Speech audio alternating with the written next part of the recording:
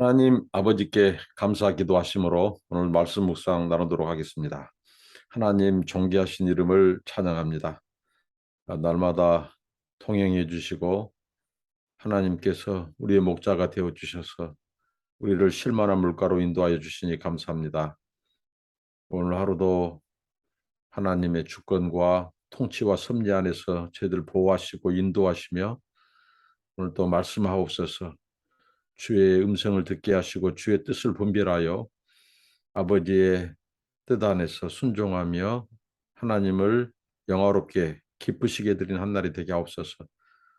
오늘도 성령께서 말씀을 깨닫게 하시고 감동하셔서 주님의 진리, 주님이 누구신지를 분명히 알고 하나님을 합당하게 섬기게 하여 주옵소서. 예수님의 이름으로 기도합니다. 아멘. 찬송입니다. 이 세상에 근심된 일이 많고 부르시겠습니다. 이 세상에 근심된 일이 많고 참 평안을 몰랐구나. 내 주 예수 나로라 부르시니 곧 평안이 시리로다.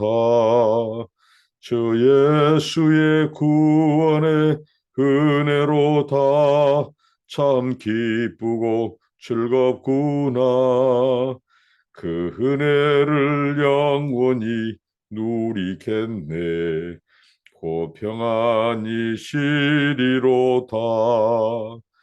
이 세상에 공고한 일이 많고 참 쉬는 날 없었구나.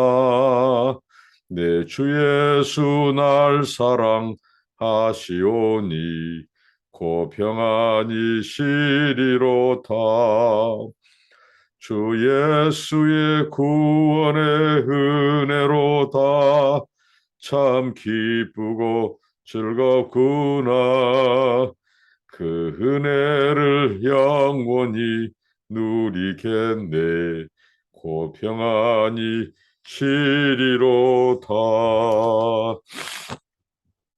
아멘. 오늘 함께 나눌 하나님의 말씀은 사무엘하 3장 27절로 39절까지입니다. 아브넬이 헤브론으로 돌아오매 요압이 더불어 조용히 말하는 듯이 그를 데리고 성문 안으로 들어가 거기서 배를 찔러 죽이니 이는 자기의 동생 아사엘의 피로 말미암이더라. 그 후에 다시 듣고 이르되 넬의 아들 아브넬의 피에 대하여 나와 내 나라는 여호와 앞에 영원히 무죄하니 그 죄가 요압의 머리와 그의 아버지의 온 집으로 돌아갈지어다. 또 요압의 집에서 백탁병자나 나병 환자나 지팡이를 의지하는 자나 칼에 죽는 자나 양식이 떨어진 자가 끊어지지 아니할지로다 하니라. 요압과 그의 동생 아비새가 아브넬을 죽인 것은 그가 기브온 전쟁에서 자기 동생 아사엘을 죽인 까닭이었더라.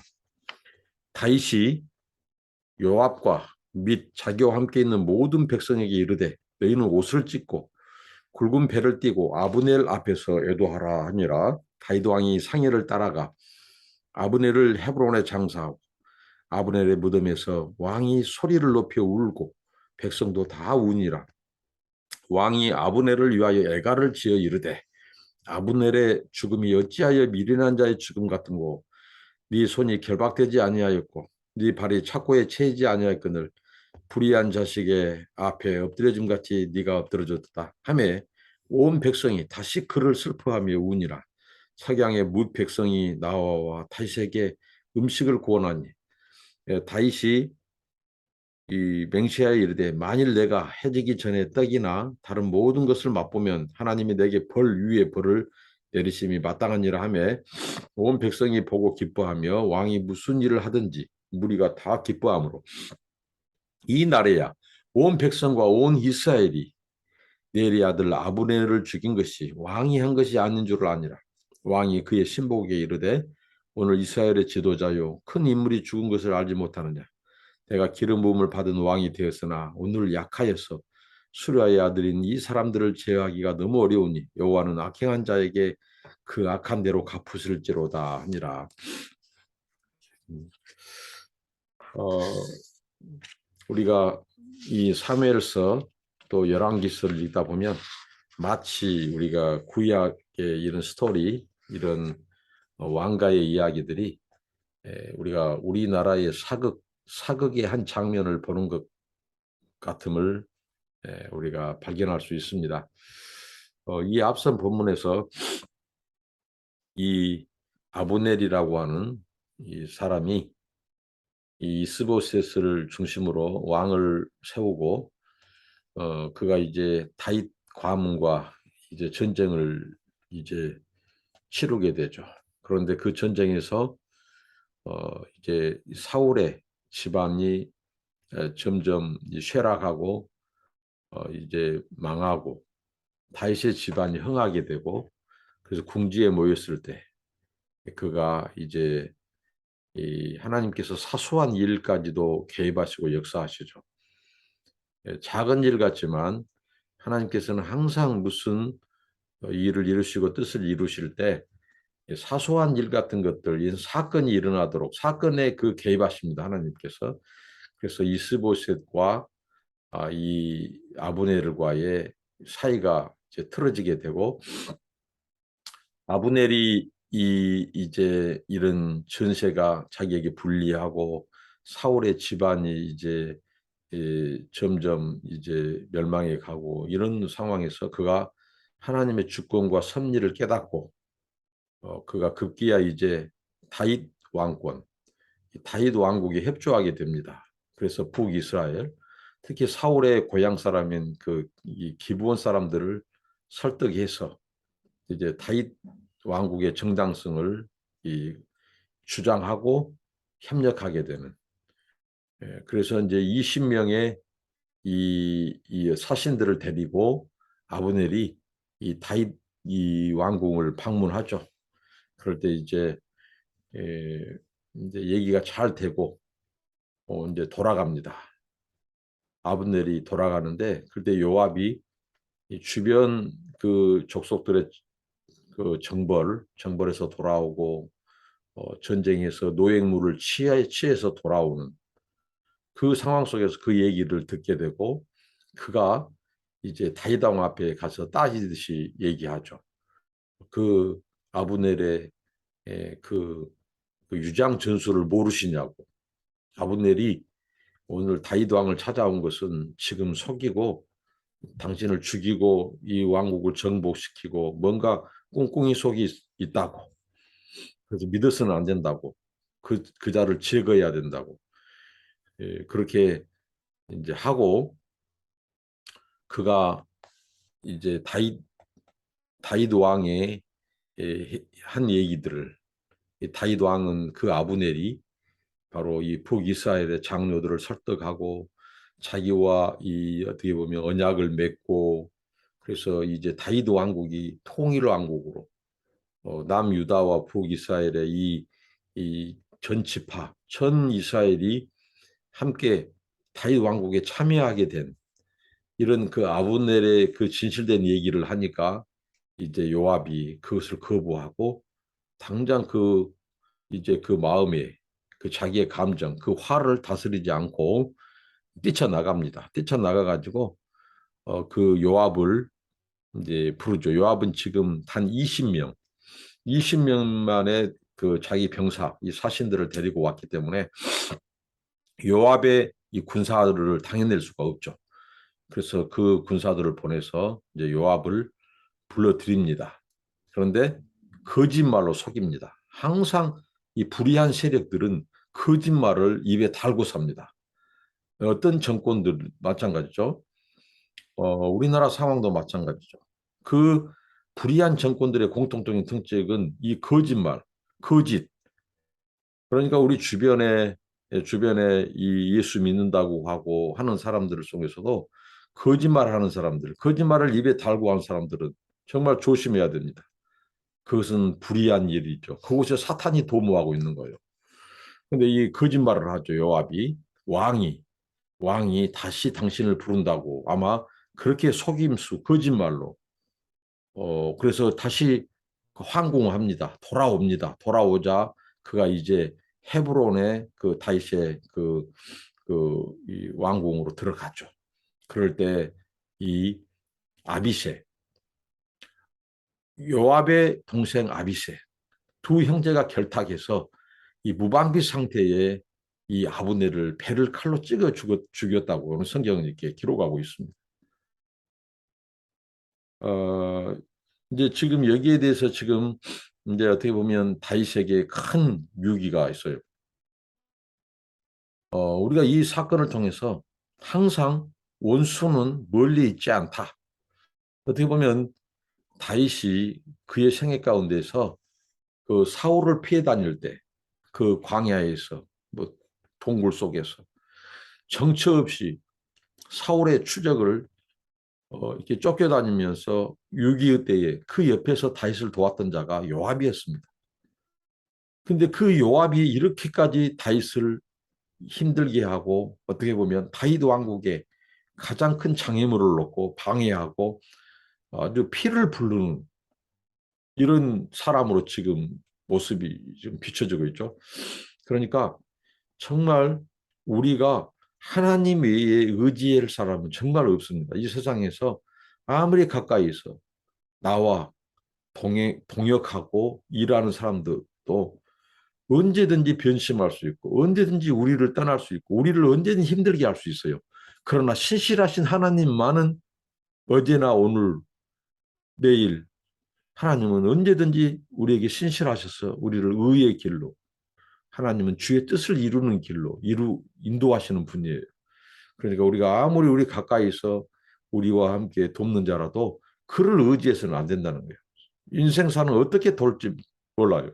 어떻게 이 상황이 급변할지 몰라요. 정말 요압이 다윗을 그렇게 돕고 지키고 함께 보호자했던 요압이 지금 다윗의 왕권을 강화해 가고 그리고 남과 북의 이 백성들을 아우러서 통일 이 왕국을 이루어야 될 그 상황 속에서 가장 힘들게 한 자로 요압이 등장한다는 사실이죠. 그래서 요압이 다윗 왕국의 치명적인 피를 부르는 사건을 가져옵니다. 다윗이 사울을 죽일 수 있음에도 불구하고 죽이지 않았어요. 피를 부르지 않았습니다. 그리고 나발을 죽일 수 있는 상황 속에서 하나님께서는 아비가일을 통해서 다윗이 피를 부르는 것을 막으셨죠. 그런데 요압이 이 다윗 왕국의 초기에 이렇게 피를 부르고 거짓과 이 불의한 일로 그것도 사적인 감정으로 자기 동생을 이 아사엘을 기본 전투에서 자기 아사엘 동생이 이제 아브넬 군대를 추격하다가 사울 집안과 이 다윗 집안이 싸울 때 이 그 아사엘이 무모하게 이 아브넬을 추적해서 죽이려고 해요. 그럴 때 아브넬이 몇 번 경고했어요. 나를 추격하지 마라. 나를 따라오지 마라. 그럴 때 그 몇 번의 경고에도 불구하고 아브넬을 죽이려고 할 때 아브넬은 정말 성경에 보면 이 사람 굉장히 전술에 능한 용사예요. 아마 이 요압이 강하게 보이죠. 요압이 또 장수예요. 다윗을 보좌했던 장수예요. 이 요압도 싸움에 능할 거예요. 그런데 아브넬은 1대1로 만약에 맞짱 떴다면 이 아브넬은 이 소위 말하는 요압은 아브넬의 적수가 안 될 만큼 용사 중에 용사가 아브넬이라고요. 근데 그 아브넬이 어떻게 보면 다윗과 평화 조약을 맺고 협조하기로 하고 돌아가는 길에 무방비 상태에서 군사들을 풀어서 그를 에워싸고 왕이 할 말이 있다고 거짓말로 그를 속여서 아브넬을 궁궐로 다시 돌아오게 하고 무방비 상태에서 그 배를 찔러서 죽였어요. 그리고 이 지금 요압이 끔찍한 이 죄를 저지름에 있어서 가장 중요한 것은 하나님의 율법, 하나님의 말씀과 계명을 송두리째 거부하고 반역하는 행위, 이 소위 말하는 율법을 어기는 행위, 하나님의 말씀을 정말 어기는 행위를 하고 있습니다. 그거 뭘까요? 하나님께서 이 소위 말하는 누구 때입니까? 이 여호수아 때부터 하나님은 이 도피성 제도를 마련했어요. 소위 말한 고의 살인이냐 아니면 실수로 사람을 죽이는 것이냐. 부득이하게 사람을 실수로 자기와 의지와는 무관하게 실수로 죽인 사람의 경우는 하나님께서 억울하게 피해 복수, 이 보복의 범죄를 방지하고 그 사람의 생명을 지키기 위해서 이 헤브론, 그것도 헤브론이에요. 헤브론. 지금 다윗이 7년 동안을 통치하는 이 헤브론에서 끔찍한 사건이 일어났는데 공교롭게도 그 헤브론은 하나님께서 여호수아 때부터 이스라엘 백성에게 도피성 제도, 도피성을 마련해 준 곳이 헤브론이었다는 사실이에요. 근데 헤브론에서 하나님의 명령과 율법을 어기는 행위를 하고 있다는 거예요. 더군다나 무방비 상태로. 그리고 자기 동생 아사엘이 아브넬을 죽이려고 추적했을 때 몇 번이고 아브넬은 경고를 보냈어요. 그럼에도 불구하고 죽이려고 하니까 그 동작이 빠른 아브넬이 이 자기의 정당방어했다고, 정당방어. 이 요압의 동생 아사엘을 이제 죽이게 됩니다. 그때 경고했던 메시지가 뭐였냐면요. 아브넬이 내가 너를 죽이게 되므로 너희 형제, 이 소위 말하는 요압이라든가 이런 또 아비새, 너희 형제들과 얼굴을 볼 면목이 없게 하지, 이? 면목 없게 하지. 이런 경고를 보냈다고요. 면목이 없게 된다는 거죠. 너를 죽이게 되면 내가 어떻게 네 형제들을 볼 수 있느냐. 그럼에도 불구하고 아브넬을 죽이려고 하니까 아브넬은 자기의 정당방어 차원에서 아사엘을 죽이게 됩니다. 근데 그 동생에 대한 감정, 이 동생의 죽음을 이제 보복하는 거죠. 그러면서 하나님의 명령, 이 소위 말하는 도피성 제도까지 어기면서 헤브론에서, 도피성이 있는 헤브론에서 이 아브넬을 죽입니다. 여기에 대해서 이제 다윗이 유기가 찾아온 거 뭐예요? 이제 사람들이 그럴 거 아닙니까? 북쪽에 사는 그 소위 말하는 사울을 지지했던 그 북쪽 지방의 사람들이 지금 아브넬을 중심으로 해서 그 장로들이 다윗 왕국에 적극 참여하고 돕기로 하고 화친을 맺고 그렇게 해서 돌아가는 길인데 이제 어떻게 되겠어요? 아브넬이 죽었어요. 그러면 북쪽 사람들이 그럴 거 아닙니까? 정말 이 다윗은 악한 자다. 어떻게 자기 협조하기로 해놓고 화친을 맺어놓고 무방비 상태로 돌아가는 사람을 궁궐로 불러들여서 죽일 수 있느냐. 굉장히 유기의 차원이죠. 여기에서 히브리서 이 소위 말한 사무엘서 기자가 다윗이 바로 아브넬의 죽음에 일체 개입하지 않았다는 것을 입증한 것이 오늘 본문의 핵심입니다. 이 다윗 왕국이 다윗이 피를 부르지 않았다는 거죠. 이것은 순전하게 이 요압과 아비새 형제가 벌인 이 복수극이다. 그들의 사적인 감정으로 사적인 복수심에 불타서 그들은 하나님의 이 소위 말한 도피성 그 명령까지 율법까지 어긴 자들이다. 어떻게 보면 하나님의 정면 도전 그리고 다윗 왕에 대한 반역이에요.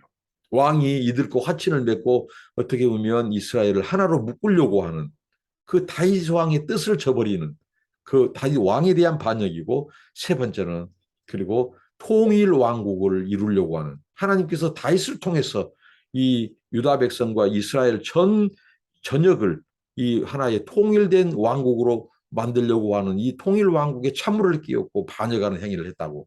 그러면서 다윗은 이제 전혀 여기에 개입하지 않았음을 입증하는데 그 다음 장면이 어떤 장면입니까? 다윗은 음악가였어요. 음악인이었습니다. 음악에도 조예가 있었습니다. 근데 그가 그 아브넬의 죽음을 놓고 좋아 슬픈 노래, 슬픈 이 단조의 노래를 그가 작사 작곡을 하죠. 그래서 웁니다. 백성들이 함께 울어요. 함께 슬퍼해요. 신하들이 음식을 권할 때 내가 이 해질 때까지 이 장례가 끝날 때까지 내가 음식을 대지 않겠다. 그러니까 백성들이 더 울어요. 더 같이 슬퍼한다고요. 이 사울이 원수였죠. 어떻게 보면 장인이자 자기를 죽이려고 하는 원수나 다른 거 정적입니다. 그런 사울을 죽었을 때, 또 사울의 두 아들이 죽었을 때 초가를 부르면서 이 굉장한 슬픔에 젖었던 이 다윗, 또 아브넬이 죽었을 때 그렇게 동일한 슬픔을 그리고 조가를 부릅니다. 미련한 자치 죽었다고. 역설이죠. 어떻게 보면 무방비 상태예요. 용사 중에 용사가 무방비 상태예요. 거짓말에 넘어가서 그렇게 죽음에 대해서 정말 역설적으로 미련한 같이 죽었구나 하고 그를 지켜주지 못한 것에 대한 다윗이 해안의 눈물을 흘리고 통곡을 하게 됩니다. 그걸 백성들이 보고 어떻게 생각했을까요? 아, 다윗. 이 다윗 왕이야말로 정말 진실된 사람이다. 그 아브넬을 죽인 사람은 아비새와 이 요압 장군이 벌인 복수극이었구나. 다윗이 배후에 있지 않다는 것을 그 진정성을 알게 됩니다. 그래서 다윗이 유기를 넘겨요. 그리고 다윗이 저주를 선언해 버립니다. 누구에게? 바로 요압과 아비새 그 가문, 그 형제에 대해서 그들에게서 이 병자들이 끊이지 않고 저주를 퍼붓습니다. 저주를 내립니다. 여호와의 이름으로. 마치 그 소위 말하는 엘리 제사장 집안에 내린 하나님의 저주를 연상한 것 같은 저주를 내립니다. 그거 뭘까요? 하나님의 주권과 통치에 대한 반역입니다. 하나님의 계획, 하나님의 구속 역사에 대한 반역입니다. 거기에 대해서 저주를 내리죠. 그러니까 단지 이 요압과 아비새 형제가 벌인 이 복수극은 사적인 복수심을 뛰어넘어서 바로 다윗 왕국의 통일을 이루려는 다윗 왕국에 대한 반기요 반역이고 왕에 대한 반역을 넘어서 하나님의 구원 역사, 하나님의 이 주권과 통치와 섭리에 대한 하나님의 계명에 대한 불순종이고 거부였다는 거예요. 반역이었다는 거예요. 이걸 지금 사무엘서 기자가 고발하고 있습니다. 사적인 복수심, 감정을 뛰어넘어 그는 중대한 하나님의 명령과 주권에 대한 도전 행위를 하고 있다는 거예요. 그에게 사무엘서 기자가 내린 평가는 저주가 당연하다는 것입니다. 다윗은 무고하다는 거죠. 다윗이 그 피를 부르지 않았다는 거죠. 그러면서 하나님이 그 다윗을 지켜주십니다. 다윗 왕국을 지금 위기 가운데서 하나님께서 넘기게 하시죠. 정말 저는 아브넬의 죽음을 보면서 정말 의인의 죽음이다. 사무엘서 기자도 은근히 그것을 보여주고 있고 다윗의 조가 속에서 이 아브넬이 굉장히 의로운 사람, 정당한 사람인 걸 보여줘요. 그 시작은 어떻게 출발했죠? 여기 성경에 보면 아브넬이 사울 왕이 죽자 이 사람은 사울 집안의 사람이에요. 자기 욕심이 생겼어요. 처음에는. 그래서 이스보셋을 왕으로 옹립하고 왕으로 해서 뭔가 다윗에 맞서서 이 북쪽에 이 새로운 왕으로 사울을 이을 이스보셋 왕을 세워요. 싸웠어요. 다윗 집안과. 근데 점점 자기 군대들이 패배를 하는 거예요. 그럴 때 깨달은 것입니다. 아하, 이 전쟁은 하나님이 개입한다. 이 다윗 왕국 하나님께서 그를 예고했듯이 기름 부었듯이 이 다윗 왕권은 하나님이 세우신 왕권이다. 하나님의 주권과 통치 앞에 자기의 모든 이 소위 말하는 무엇입니까? 야망을 다 무릎 꿇립니다. 꺾습니다. 그리고 하나님과 주권과 통치를 받아들여요. 하나님의 섭리를 받아들여요. 그래서 다윗에게 협조하게 되고 이 사울 집안의 사람들이 많았던 그 이 소위 말하는 베냐민 지파 사람들을 설득해서 그 장로들을 설득해서 하나님의 뜻과 계획은 다윗 왕권에 있다. 우리가 협조해야 된다. 하고 다윗과 화친을 맺은 사람이에요. 그러니까 그 아브넬이야말로 진정으로 자기 야망과 모든 것을 하나님의 주권과 통치와 섭리 앞에 복종시키고 순종했던 사람이에요. 그러니까 이 사람의 죽음은 어떻게 보면 의로운 죽음이다고요. 비록 이 거짓에 속아서 억울하게 갑작스럽게 그가 칼로 죽임을 당했지만 아브넬이야말로 정말 하나님의 그 주권에 신앙을 지키고 자기의 모든 것을 꺾어 순종했던 의로운 사람이었습니다. 성경은 이렇게 말하죠. 신약에서 너희들이 성령으로 시작해서 성령으로 마쳐라.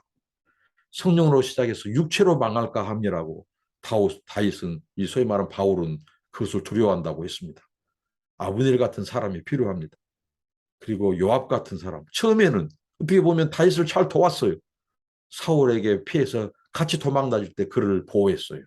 그러던 그가 자기 사적인 복수심 그리고 그 복수심 이면에 앞으로 통일 왕국이 형성되면 이 자기의 자리를 유태롭게 생각하고 이제 정적을 제거한 거죠. 이런 순전 자기 인간적인 생각, 자기 야망, 자기 복수심. 이 사람의 종말은 어떻겠습니까? 처참합니다. 이제 하나님께서 그 다윗이 저주한 것처럼 이 요압의 최후 하나님이 그런 자들을 하나님이 심판한다는 것이죠. 오늘 이 말씀을 통해서 우리가 하나님의 주권, 하나님의 섭리 앞에 하나님의 명령 말씀에 끝까지 순종하는 자, 내 사적인 감정이라든가 복수심이라든가 이것이 아니라 하나님의 정의, 하나님의 공의를 이루고 그리고 평화를 도모하는 이런 이 다윗 그리고 이 아브넬 비록 이 불의 앞에 쓰러져 죽었지만 정말 하나님의 말씀에 순종하고 하나님의 의를 이루고 그분의 구원 역사 다윗 왕국을 통한 하나님의 구속 섭리 그 이스라엘 통일 왕국 또 통일 왕국을 통한 하나님께서 이 메시아의 이 출생을 예비해 나는 이스라엘의 민족, 이스라엘 국가를 하나의 제사장 나라와 민족으로 형성해가는 그 하나님의 계획 앞에 그것을 깨닫고 협력했던 그 아브넬의 죽음은 비록 억울한 죽음이었지만 하나님께 인정받은 죽음, 다윗 왕에게 인정받은 죽음, 그리고 모두가 슬퍼했고 통곡했던 죽음이었습니다. 우리가 아브넬과 같은 또 다윗과 같은 하나님의 통치와 주권 앞에 순종하고 끝까지 하나님의 의를 이루어가는 우리의 생애가 되기를 바랍니다. 기도하겠습니다. 하나님 감사합니다. 오늘 아브넬이 요압과 아비새 형제의 그 거짓과 폭력과 살기 속에서 거짓말 속에서 정말 아버지 하나님 억울한 죽음을 당하는 그 사건 앞에 다윗이 위기 상황 속에서 조가를 부르고 함께 백성들이 통곡하고 금식하고 그리고 그 하나님의 도피성 제도의 말씀과 명령과 율법을 어기면서까지 사적인 감정으로 그 아브넬을 죽인 그 요압과 아비새 형제에 대한 하나님의 저주가 선언된 것을 이 메시지를 통해서 하나님 아버지 우리가 성령으로 시작해서 성령으로 마치는 끝까지 믿음을 지키는 하나님의 주권과 하나님의 계획과 뜻 앞에 우리 인간적인 모든 계획과 야망을 다 내려놓고 하나님의 나라와 공의를 이루는 일에 쓰임받는 드려지는 저에게 생애가 되게 하옵소서.